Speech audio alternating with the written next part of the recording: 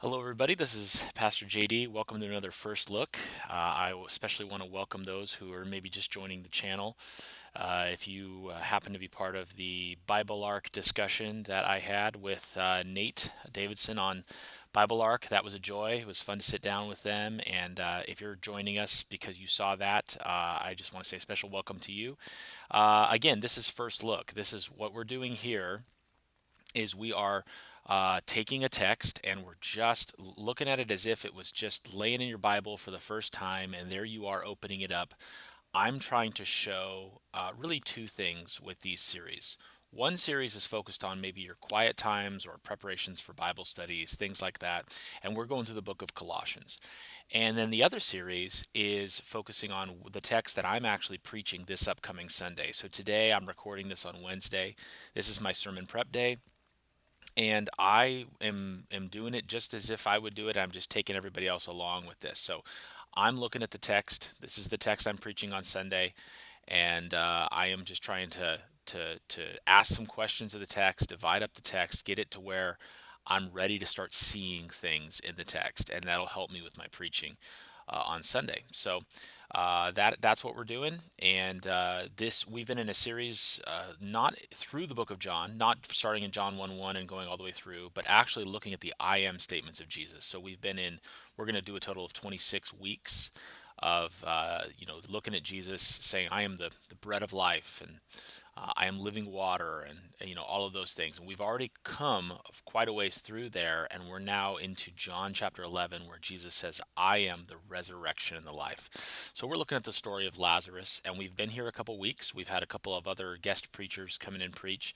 So I'm now picking up with the text in John chapter 11, verses 28 to 37. Now, this is a bit of an overlap from what other guest preachers have come in and done, but I chose this text for a reason, and hopefully that will become clear as we go forward why I'm picking out this section of really this long story. The story of the raising of Lazarus starts in John 11:1, and it really goes all the way through at least through 37, and then you see the aftermath of it even into chapter 12. So it's a long story, and we're going to be doing 28 through 37, so just a portion of it today. So here's we're going to need to do is we're going to need to move fairly quickly, because there is a lot of text that needs to be covered here. Okay, so what you're going to see me do is move quicker than I normally do in establishing the text, getting it all worked out, getting all the indents and stuff going, and then we're going to come back and talk about some things that we're seeing after we've been able to go through and do the indents. So here we go. It's a narrative. So you're going to see a lot of this Martha said, Jesus said, Mary said, the Jews said, that stuff. That's all going to be a left margin. Okay, so we're gonna leave that on the left margin.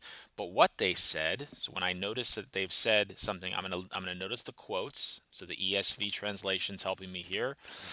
I'm gonna notice the quotes, and I'm also gonna box. And the reason I'm boxing is because I just want to see. I'm gonna give a different color to each person talking. We'll give Martha yellow, and then Jesus is gonna of course respond to her, and he's gonna respond, and we'll give Jesus red. I don't know. That just seems like a good color for Jesus. We'll give Jesus red.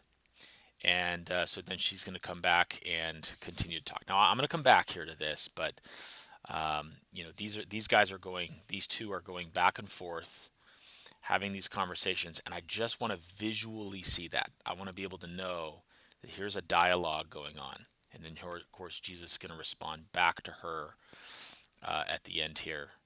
We'll do a box here, and we'll give Jesus red like we did before. Okay, so it's Martha, Jesus, Martha, Jesus so far, right? And then we have Martha again. She, that would be Martha, said to him, "Yes, Lord."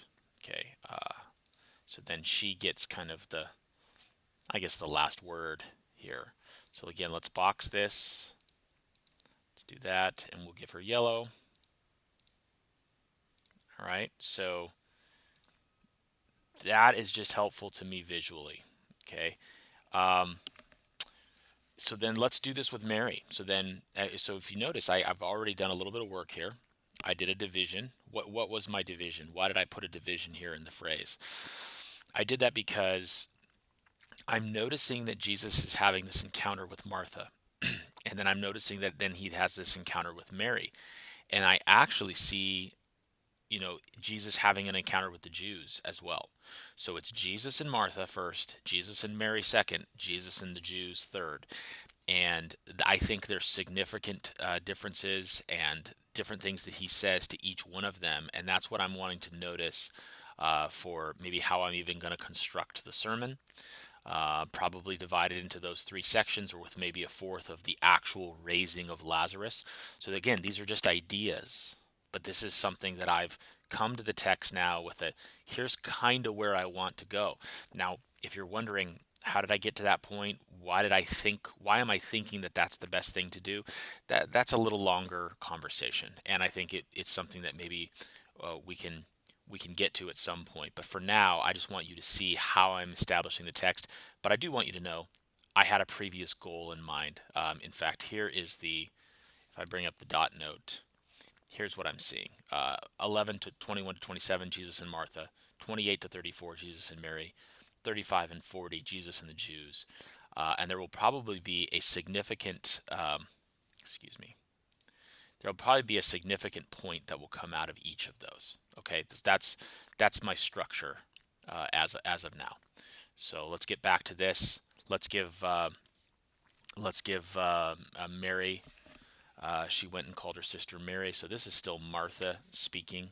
She's going to speak here, and we're gonna give her a box. The teacher is calling for you. That's still Martha. All right. But then we have this sort of interlude where Martha goes to get Mary. But here we go. Mary came to where Jesus was, saw him, and what does she say? Lord, if you had been here, my brother would not have died. Those are the same words with a slight different word order in the Greek. So we'll want to figure that out. But it says that, and so now let's give her. I don't know. Let's give her orange. We'll give, and Jesus saw her weeping. So Jesus doesn't respond to her here, and he said, "Where have you laid him?" So they said, so that would be the Jews and then speaking. So let's give Jesus red, and then they said to him. That would be the Jews who were with her, who were also weeping. And I don't know, is that too bright? No, we'll try that one. We'll give them purple. So Jesus wept. So the Jews said, okay, so now the Jews are continuing to talk here. See how he loved him. And then they also say something else, or one of them said, could not he who opened the eyes of the blind have kept this man from dying? So we're going to keep that in the color of the Jews. And then Jesus will say here, take away the stone. And we get one last word from Martha here, who's really concerned that Jesus is going to take away the stone after 4 days. The man has been dead. So we'll give it, what did we give her? Yellow. And then Jesus responds one last time to her. Okay, so red. Okay, so we're at least going to go that far with it, and let's just continue to get this text worked out. Lord, if you had been here, this is a conditional statement. If you had been here, my brother would not have died, but even now I know, okay, so this is true, but even now I know that whatever you ask from God, God will give it to you, okay? God will give to you whatever you ask. So we've got this but here, which is sort of giving a concessive. Although it's true that my brother did die, even now there's hope. There's faith here, right? There's hope. Jesus, I know you can still do all things. So Jesus responds to her, and maybe even, I don't know, could I say rewards her faith with just a statement that is very revealing about who he is. Your brother is going to rise again, right? And he's setting her up here, isn't he? He's kind of setting up, she's gonna be the standard Jewish response here. Martha said to him, I know. Well, what does she know? she knows that he will rise again on the last day. Okay, so that was something that the Pharisees believed, right? The Pharisees believed that the Jews, that the people of God would rise on the last day. So she says, I know that. But Jesus is actually going to say, no, you're not quite right. I am the resurrection and the life. I am, and I'm here now, right? So there's a something called an ascendaton on the front of this, and what I mean by that is that there's no connector. I am the resurrection of the life, and it didn't say for whoever believes in me. It didn't say therefore whoever believes in me and whoever believes in me. It said nothing.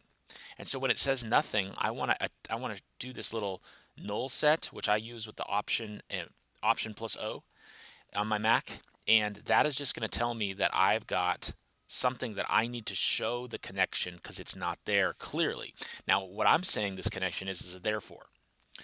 I am the resurrection of the life, therefore whoever believes in me yet shall he live. Okay, this is grounding who Jesus is with how we can respond to him with faith and what ultimately results when we respond to him in faith. So let's go ahead and put this in, and then yet shall live though he die. So there's a concessive. Although you will die, you will experience death. In a sense, your heart will stop beating. You shall yet live. Okay, and everyone who lives and believes in me shall never die. Okay, so that it almost sounds contradicting, right? That's the that's kind of the idea here, is that there's a bit of an enigma, but the rest of Scripture really bears out what he means here.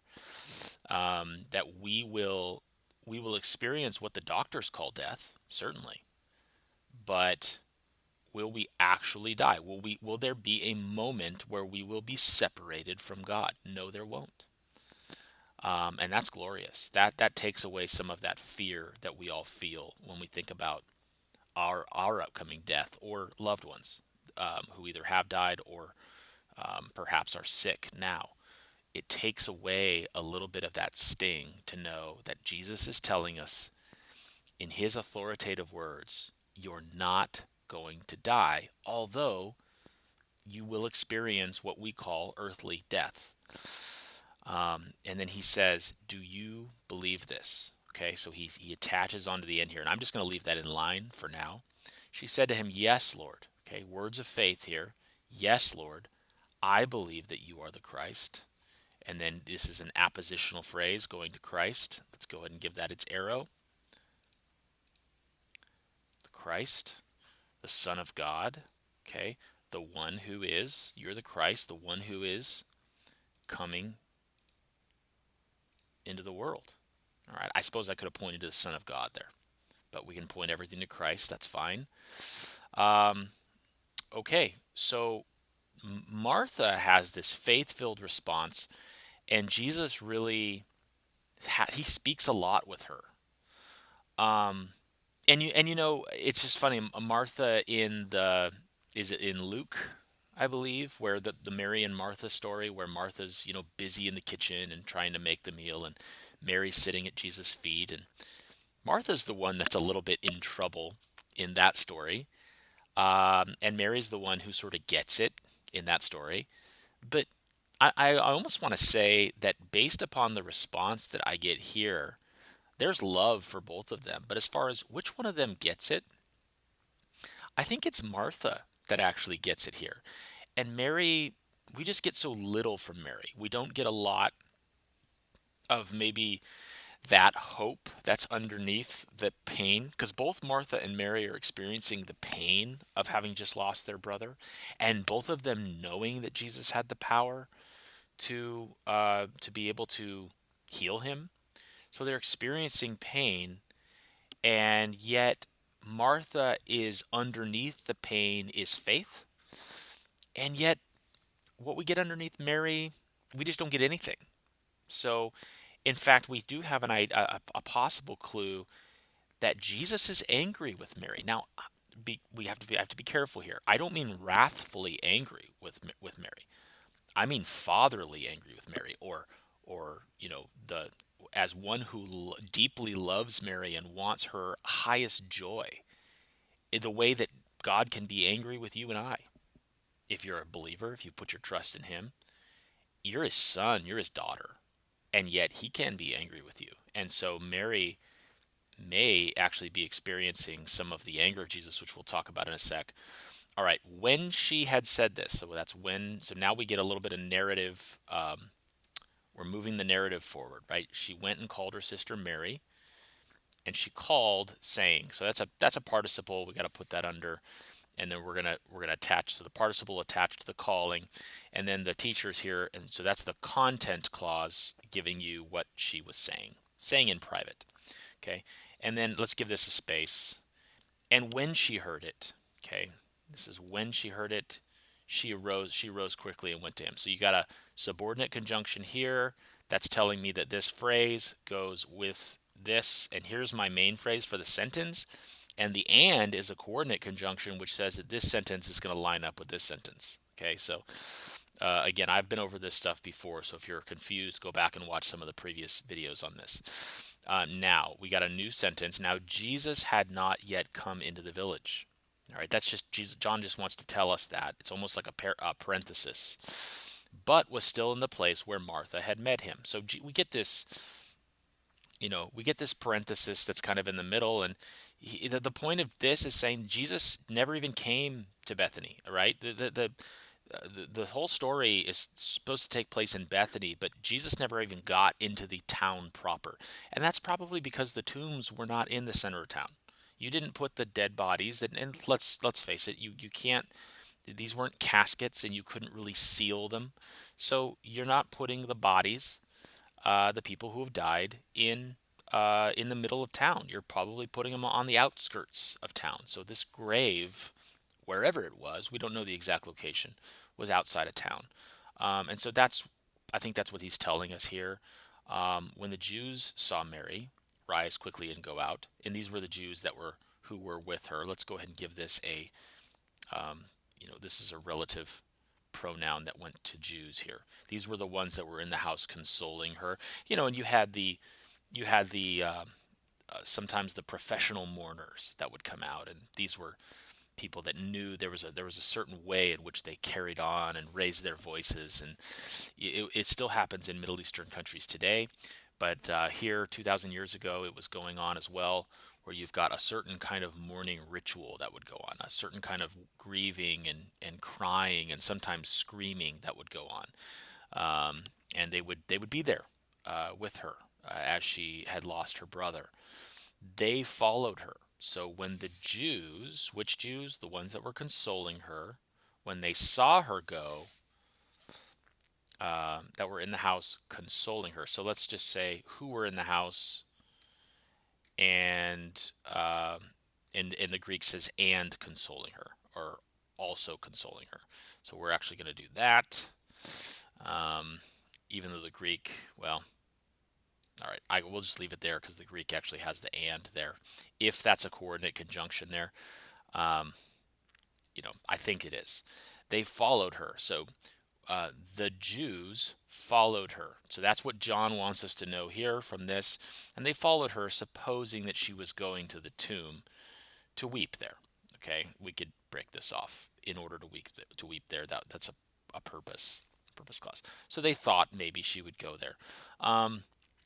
And so the idea of this section, and I do think I'm going to break this off and give this a section. The idea of this section is to sort of introduce a narrative here of how Mary, sort of an explanation of how Mary gets to Jesus.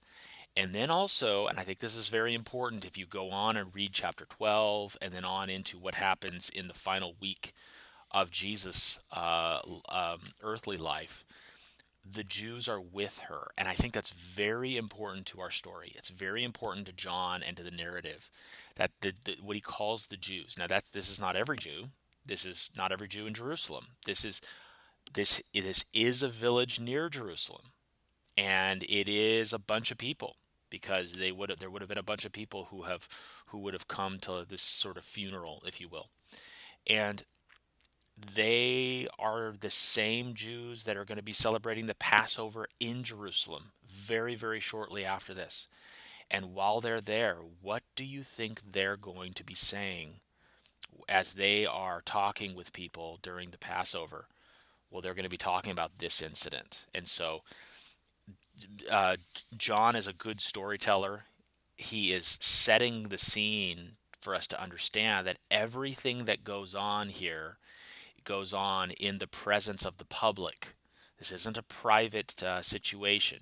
Mary and Martha talk in private, but the Jews, once they see Mary go out, they all follow her. So we're public. This is a public miracle. The raising of Lazarus is a public miracle. And so maybe more so than any other miracle.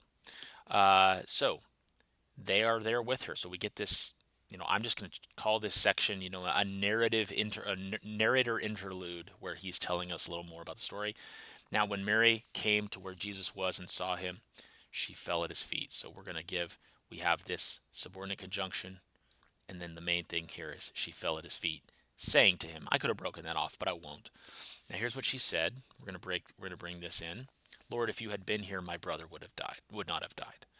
Um, I did a quick, just before starting this video, I just did a quick comparison. I highlighted these words and I highlighted these words, and I wanted to check in the Greek just to see, are we saying the same thing here? The only difference is I want you to notice, even if you don't know Greek, notice this mu, and it's basically MOU. I won't get into the Greek letters, but it's MOU if it were English letters, and then I want you to notice that it's here. It's my. It's the word my, and in Greek this is standard. Um, Brother, my brother. So, but similar to Spanish or other languages, the my follows the brother. Okay, that's standard. What's interesting is this, and I don't know a lot about why this is the case. I have a few thoughts. Um, you know, so same words here. Lord, if you had been here, okay, that's basically that. And then I'm not gonna. This will be confusing, but this is not. So this is first. We're starting out with not, which may be emphatic. That may be that the emphasis on it wouldn't have died. Not, and we won't translate that. My have died, brother. Now, why did this? If it's the same words, and maybe it wasn't. Maybe in the spoken language, which probably would have been not Greek, they probably would have spoken Aramaic to each other. Um, Maybe there was something that said this would be different. One idea is that this throws the my to the front. My brother. Maybe. Sometimes when things get thrown towards the front, not always even at the front, but just towards the front, there's an emphasis on those words.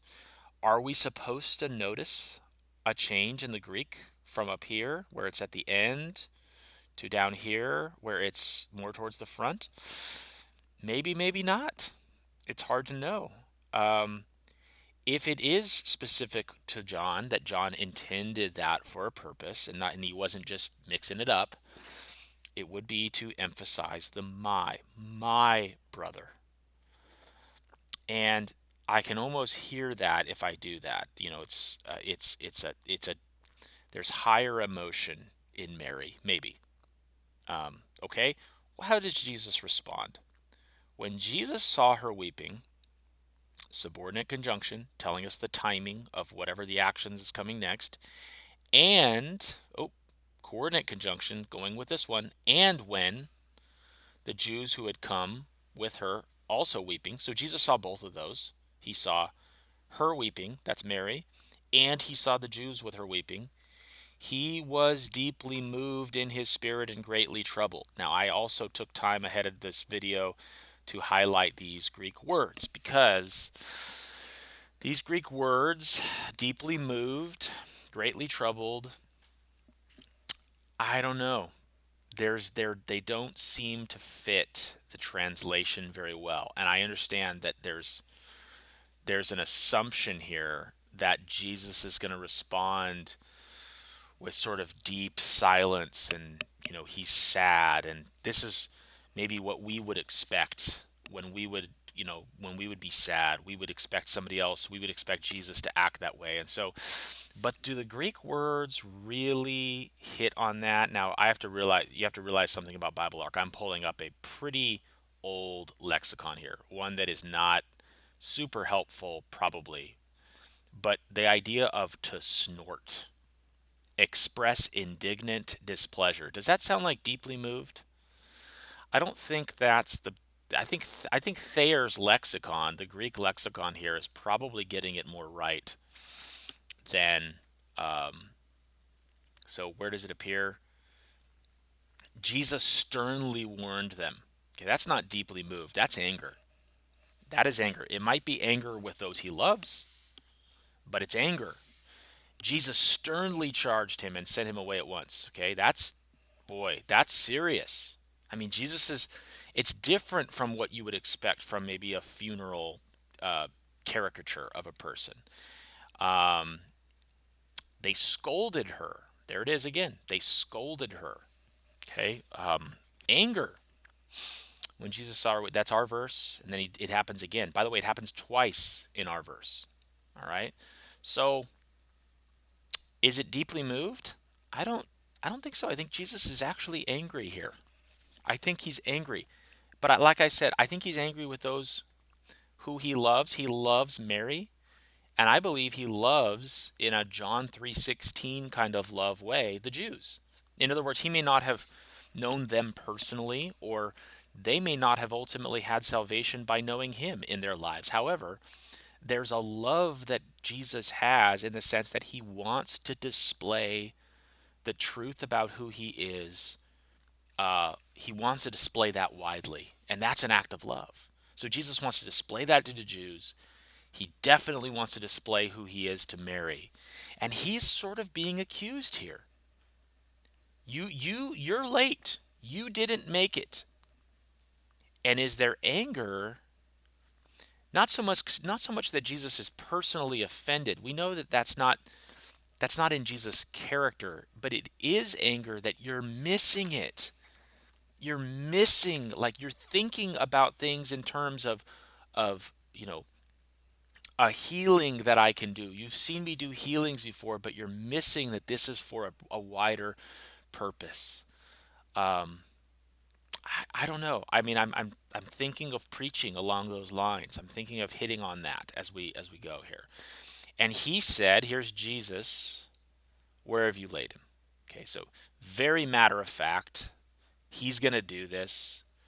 And they said to him, "Lord, come and see." So now Jesus is going to go to the tomb directly. The Jews are going to help him kind of get there. Jesus wept. Now, I'm not saying that Jesus didn't have emotion for this moment. Of course, he saw the ones he loved, Mary and Martha, and the Jews weeping, and he weeps. But there's also anger. There's also anger there, and I think it's just that it's an anger that is righteous that I would have for one of my children, that I know if one of my children had they were not understanding or not getting something or not able to obey something that I knew would bring them great joy, and just I want you to get this. And I may even be fatherly angry because to I want you to do what is right and know what is right for your joy later on in life. Uh, so more could be said on that. So the Jews said, what did they say? See how he loved him. We'll give that content clause. So the Jews, therefore the Jews, Jesus wept. We have a therefore following the Jesus wept. Therefore, possibly just a story feature that's just continuing the story forward. Jesus wept, therefore the okay. So yeah. All right. So we're gonna push Jesus wept in as a for here, and then the therefore will come up and will be they saw him weep, and then because of that they said, see how he loved him. But some who saw him weep said, but could not he who opened the eyes of the blind also have kept this man from dying?